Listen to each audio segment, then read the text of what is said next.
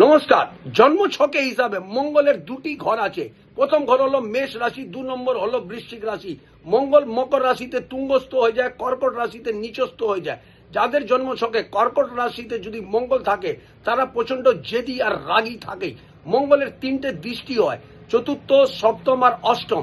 মঙ্গলের 3টি বন্ধু গ্রহ হলো রবি, চন্দ্র আর বৃহস্পতি। সমগ্রহ হলো শুক্র, আর শত্রু গ্রহ হলো রাহু, কেতু আর শনি আর বুধ। মঙ্গল আমরা যদি দেখে থাকি সাহস, পরাক্রম, রক্ত, ছোট ভাই বোন এবং ভূমি হিসাবে দেখে থাকি।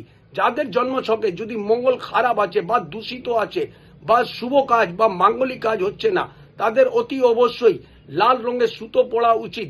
হনুমান চল্লিশা অতি অবশ্যই পড়া উচিত। মঙ্গলবারের দিন নীল বা কালো জামা কোনোদিনই পড়া উচিত না, আর মঙ্গলবারের দিন মাছ, মাংস, ডিম খাওয়া উচিত না। এই উপায়টা করুন, মঙ্গল আপনার ভালো থাকবে।